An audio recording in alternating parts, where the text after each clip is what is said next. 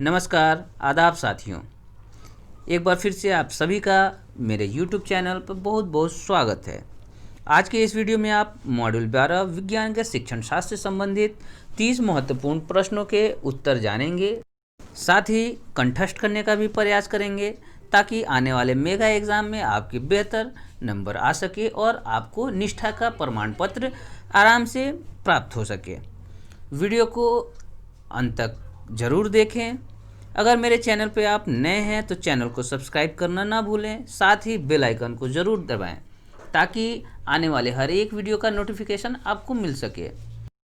इससे पहले भी मैंने विभिन्न मॉड्यूल के संभावित प्रश्नों का वीडियोज़ बनाया है। उन सभी वीडियोज़ का लिंक डिस्क्रिप्शन बॉक्स और आई बटन में आपको मिल जाएगा। आप वहां से सर्च करके देख सकते हैं। साथ ही मैं आपको डिस्क्रिप्शन बॉक्स में प्लेलिस्ट भी डाल दूंगा ताकि आपको सभी वीडियो एक जगह मिल सके। तो चलिए विज्ञान के संभावित 30 प्रश्नों के उत्तर देने का हम प्रयास करते हैं, साथ ही याद करने का भी प्रयास करते हैं। पहला प्रश्न है, विज्ञान के बारे में निम्नलिखित में से कौन सा कथन गलत है? ऑप्शंस हैं, विज्ञान अवधारणा और सिद्धांत के गठन पर आधारित है, विज्ञान अनुभवजन्य टिप्पणियों का संचयी और अंतहीन श्रृंखला है, विज्ञान ज्ञान प्राप्त करने और परिभाषित करने की प्रक्रिया है, विज्ञान चारों ओर घटित होने वाली सभी घटनाओं को सामने ला रहा है। तो इसका जो ऑप्शन डी है वो सही है। विज्ञान चारों ओर घटित होने वाली सभी घटनाओं को सामने ला रहा है। दूसरा प्रश्न है, विज्ञान की विशेषताएं निम्नलिखित में से कौन सी नहीं हो सकती हैं? ऑप्शंस हैं, विज्ञान गतिशील है, विज्ञान तथ्यों की जांच करने के लिए एक समग्र दृष्टिकोण है, विज्ञान जनमत में विश्वास करता है, विज्ञान गैसों से बचा है। तो इसका जो सही उत्तर है ऑप्शन बी, विज्ञान तथ्यों की जांच करने के लिए एक समग्र दृष्टिकोण है। तीसरा प्रश्न है, विज्ञान शिक्षण में उपचारात्मक शिक्षण का मुख्य उद्देश्य है। ऑप्शंस हैं, छात्रों की अच्छी आदतें विकसित करना, छात्रों में सुधार करने के लिए, विशेष छात्र की सीखने की कठिनाई को सुधारने के लिए, उपरोक्त में से कोई नहीं। तो इसका जो सही उत्तर है ऑप्शन सी, विशेष छात्र की सीखने की कठिनाई को सुधारने के लिए। चौथा प्रश्न है, यदि किसी व्यक्ति के पास निम्नलिखित में से कौन सी विशेषता है तो वो वैज्ञानिक स्वभाव का होगा? ऑप्शंस हैं, व्यक्ति स्वभाव से बहुत उद्देश्यपूर्ण होता है, व्यक्ति की आलोचनात्मक सोच होती है, व्यक्ति बहुमत में विश्वास करता है, व्यक्ति भय और पूर्वाग्रह से मुक्त है। इसका जो सही उत्तर होगा ऑप्शन डी, व्यक्ति भय और पूर्वाग्रह से मुक्त है। पांचवा प्रश्न है, वैज्ञानिक स्वभाव को बढ़ाता है। ऑप्शंस हैं, अवलोकन कौशल, प्रायोगिक कौशल, महत्वपूर्ण सोच कौशल, उपयुक्त सभी। तो इसका जो सही उत्तर होगा उपयुक्त सभी। छठा प्रश्न है, निम्नलिखित में से कौन विज्ञान के विकास से संबंधित नहीं है? ऑप्शंस हैं, मनुष्य ने बहुत शुरुआती समय से वैज्ञानिक क्षमता का प्रदर्शन किया है, विज्ञान की उत्पत्ति और व्यवहारिक इतिहास सभी मानव संस्कृतियों में है, विज्ञान हमारे भौतिक वातावरण को बेहतर बनाने में अवसर प्रदान करता है, कुछ प्रारंभिक मनुष्य की गुफा कला विज्ञान से संबंधित नहीं है। तो इसका जो सही उत्तर होगा ऑप्शन डी, कुछ प्रारंभिक मनुष्य की गुफा कला विज्ञान से संबंधित नहीं है। सातवां प्रश्न है, छात्रों को वैज्ञानिक कौशल के विकास के लिए निम्नलिखित में से कौन सा सबसे अधिक अनुकूल है? ऑप्शंस हैं, विज्ञान प्रश्नोत्तरी का आयोजन, एक फील्ड विजिट का आयोजन, विज्ञान ओलंपियाड का संचालन करना, प्रयोगशाला कार्य करना। तो इसका जो सही उत्तर होगा ऑप्शन डी, प्रयोगशाला कार्य करना।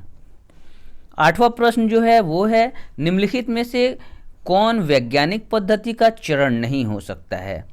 इसके ऑप्शंस हैं, खुले दिमाग के आंकड़ों का संचयन, आंकड़ों की व्याख्या करने के लिए परिकल्पना का विकास, प्रयोगों को अंजाम देकर परिकल्पना का परीक्षण, बेतरतीब ढंग से एक राय बनाना। तो इसका जो सही उत्तर होगा ऑप्शन डी, बेतरतीब ढंग से एक राय बनाना।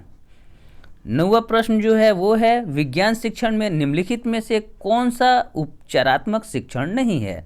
ऑप्शंस हैं, अतिरिक्त कक्षाएं, व्यायाम, विशिष्ट कार्यपत्रक, समूह चर्चा। तो इसका जो सही उत्तर होगा अतिरिक्त कक्षाएं। 10वां प्रश्न जो है वो है, छात्रों को विज्ञान में एक विषय सीखने का सबसे अच्छा तरीका क्या है? तो इसके ऑप्शंस हैं, उन्हें विषय को जोर से पढ़ने के लिए कहें और फिर इसका अर्थ बताएं। एक ऐसी स्थिति का निर्माण करता है जो विद्यार्थियों को प्रश्न पूछने और उन्हें उत्तर खोजने में मदद करता है। तीसरा ऑप्शन है, विषय पर चर्चा करें और ब्लैक बोर्ड पर अंक लिखें। चौथा ऑप्शन है, दिन प्रतिदिन के जीवन में विषय के आधार पर उन्हें ज्ञान के अनुप्रयोग पर चर्चा करें। तो इसका जो सही उत्तर होगा ऑप्शन बी, एक ऐसी स्थिति का निर्माण करता है जो शिक्षार्थियों को प्रश्न पूछने और उन्हें उत्तर खोजने में मदद करता है। 11वां जो क्वेश्चन है वो है, विज्ञान पढ़ाने की प्रक्रिया दृष्टिकोण को भी कहा जाता है। ऑप्शन है, लर्नर केंद्रित दृष्टिकोण, शिक्षण केंद्रित दृष्टिकोण, शिक्षार्थी और शिक्षक दोनों केंद्रित, उपरोक्त सभी। तो इसका जो सही उत्तर होगा ऑप्शन बी, शिक्षक केंद्रित दृष्टिकोण। 12 नंबर पर जो क्वेश्चन है वो है, शिक्षण विज्ञान को कितने प्रकार में वर्गीकृत किया जाता है? ऑप्शंस हैं 2, 3, 4 या 5। तो इसका सही जो उत्तर होगा वो होगा ऑप्शन ए, 2। 13 नंबर पर जो प्रश्न है वो है, कौन सा विकल्प शिक्षण की प्रयोगशाला पद्धति से संबंधित नहीं है? ऑप्शंस हैं, प्रयोगों का प्रदर्शन, उचित विशिष्ट उपकरणों का उपयोग, छात्रों द्वारा प्रयोग किए जाते हैं, शिक्षकों द्वारा प्रयोग किए जाते हैं। तो इसका जो सही उत्तर होगा वो होगा शिक्षकों द्वारा प्रयोग किए जाते हैं। 14 नंबर पर जो प्रश्न है वो है, खोज विधियों के संदर्भ में निम्नलिखित में से कौन सा कथन गलत है? ऑप्शन ए, पाठ्य पुस्तकों के माध्यम से अवधारणाओं पर विचार किया जाता है। शब्द हेयरिस्टिक शब्द यूरिस्टिक से लिया गया है। यह खोज करने के लिए छात्रों की योग्यता पर निर्भर करता है। उपरोक्त में से कोई नहीं। तो ऑप्शन ए जो होगा वो सही है, पाठ्य पुस्तकों के माध्यम से अवधारणाओं पर विचार किया जाता है। 15 नंबर पर जो प्रश्न है वो है, निम्नलिखित में से कौन सा अवलोकन की सीमा नहीं है? ऑप्शंस हैं, विज्ञान के पूरे सिलेबस को इस विधि से पढ़ाया जा सकता है। यह विधि उन सभी छात्रों के लिए उपयुक्त नहीं है जिनके पास एक अलग सीखने की क्षमता है। यह वह विधि है जिसमें शिक्षक को व्यापक प्रयास में लगाना होता है। इस विधि द्वारा केवल सीमित संख्या में छात्रों को पढ़ाया जा सकता है। तो इसका जो सही उत्तर होगा वो है ऑप्शन ए, विज्ञान के पूरे सिलेबस को इस विधि से पढ़ाया जा सकता है। 16 नंबर पर जो प्रश्न है वो है, प्रयोगशाला विधि में निम्नलिखित में से किस पर बल दिया जाता है? ऑप्शंस हैं, प्रयास और त्रुटि, करके सीखना, अनुभव प्राप्त करने के लिए, उपरोक्त सभी। तो इसका जो सही उत्तर होगा वो है उपरोक्त सभी। अगला क्वेश्चन है, बच्चा अपने पर्यावरण के बारे में निम्नलिखित में से किस विधि से सीख सकता है? ऑप्शंस हैं, प्रयोगशाला विधि, अवलोकन विधि, डिस्कवरी विधि, उपयुक्त सभी। तो इसका जो सही उत्तर होगा वो होगा अवलोकन विधि के द्वारा बच्चा अपने पर्यावरण के बारे में सीख सकता है। 18 नंबर पर जो प्रश्न है वो है, शिक्षण की प्रयोगशाला पद्धति में निम्नलिखित में से कौन सा महत्वपूर्ण नहीं है? ऑप्शंस हैं, यह शिक्षकों और छात्रों के बीच अच्छी बॉन्डिंग बनाता है।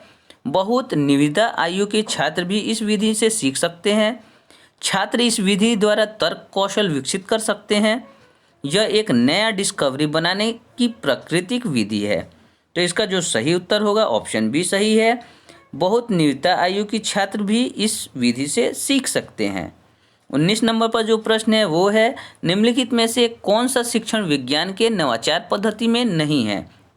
ऑप्शंस हैं, संगोष्ठी का उपयोग, सूचना का आदान प्रदान, खेल के तरीके द्वारा शिक्षण, टीम टीचिंग। तो इसका जो सही उत्तर होगा ऑप्शन बी, सूचना का आदान प्रदान। 20 नंबर पर जो प्रश्न है वो है, कविता की 7वीं कक्षा के छात्र को पानी का महत्व सिखाना है। निम्नलिखित में से किस क्रिया को करने के लिए उसे छात्रों को संवेदनशील बनाना चाहिए? ऑप्शन है, छात्रों को समाचार लेख एकत्र करने को कहें। ऑप्शन बी, उन्हें सूखे पर एक फिल्म दिखाएं और उन्हें एक लेख, कविता या कहानी लिखने को कहें। उन्हें स्कूल की लाइब्रेरी से पानी के संदर्भ में जो पुस्तकें हैं उसका अध्ययन करने को कहें। उन्हें इंटरनेट सफरिंग के लिए कहें और पानी की कमी के बारे में जानकारी एकत्र करने को कहें।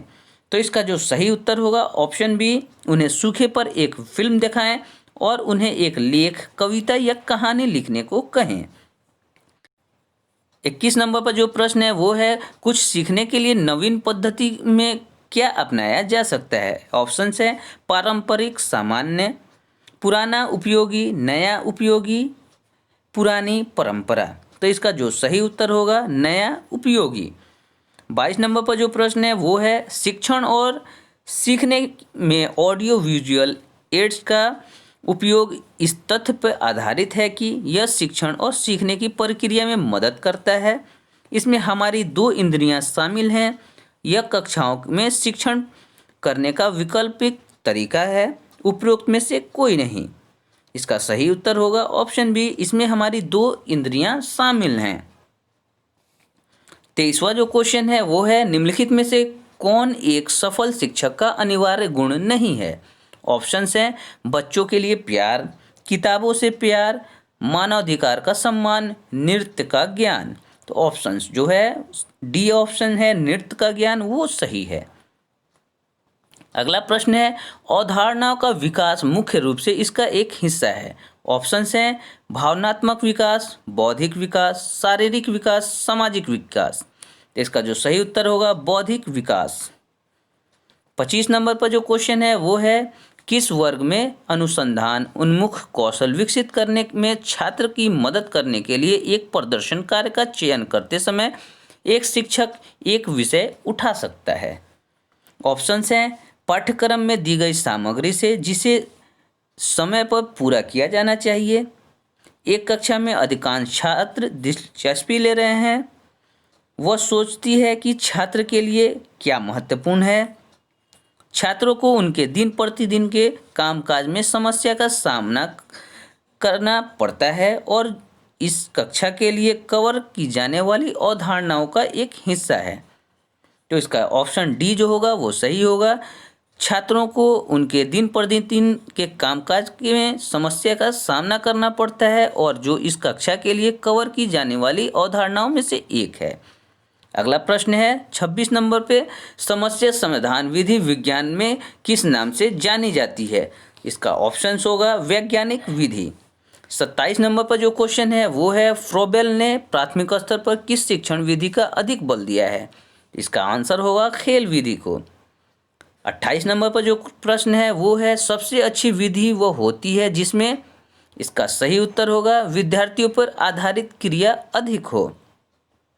सेकेंड लास्ट 29 नंबर पर जो प्रश्न है, वैज्ञानिक एवं क्रांतिक अभिवृत्ति विकास के लिए अधिक प्रभावपूर्ण विधि है। तो इसका जो सही उत्तर होगा वो होगा अन्वेषण। लास्ट और 30वां जो क्वेश्चन है वो है, विज्ञान शिक्षण की विधि का चयन निर्भर करता है। तो इसका जो सही और सटीक उत्तर होगा वो है विषय वस्तु पर। आप सभी से एक रिक्वेस्ट है कि वीडियो को अधिक से अधिक लाइक, कमेंट और शेयर करें। चैनल पे अगर नए हैं तो लाल से जो सब्सक्राइब लिखा है उसे दबाना ना भूलें, साथ ही बेल आइकन को ज़रूर प्रेस करें ताकि आने वाले हर एक वीडियो का आपको नोटिफिकेशन मिल सके। धन्यवाद। जय हिंद।